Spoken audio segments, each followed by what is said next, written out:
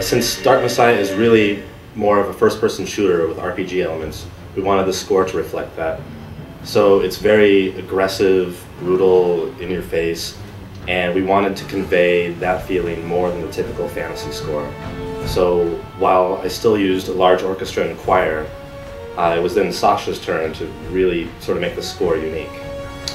Well, we had, one of the goals was to really make the percussion section, at least of the game, really massive and brutal and really bring it up to the next level and kind of reflect the game's dark and brutal combat, kind of mix that in with Chris's stuff, and I think we got a really good mixture out of it.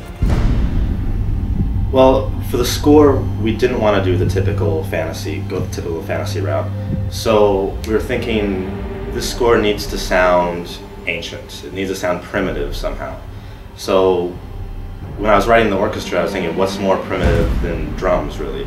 So I made the orchestra actually sound very percussive. It's very rhythmic. While it has its melodic side to it, it's also, I would say, not super melodic. It's just more, it's very just aggressive playing all the way through. And to stay with the whole primitive idea, I set the whole choir, they were singing in Sanskrit, which is a very old language.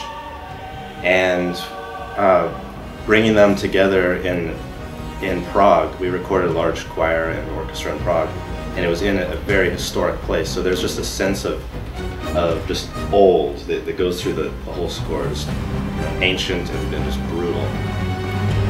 Well, this was the perfect project to really go all the way out there and really start up with, we started off going outside and sampling,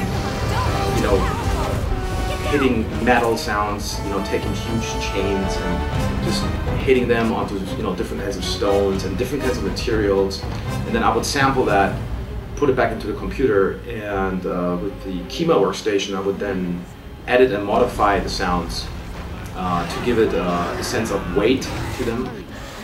We did that, and just the overall focus on the percussion was to get this massive, larger-than-life sound, really. I mean, really, if I could compare it to anything, it would be movie-like quality percussion. Just anything you could pretty much hit on or bang on, that was recorded and basically used as addition to percussion. And in terms of freedom, we had really, there was a certain style what they wanted, but it was still up to us to kind of like sort of invent that Dark Messiah sound. And I think it was really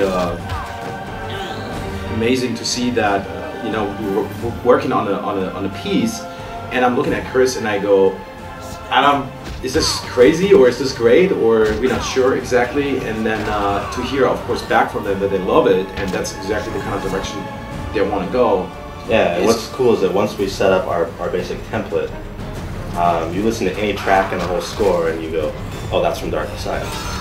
I mean, each track is different, but it all sounds like this is the world of Dark Messiah. It's the Dark Messiah sound.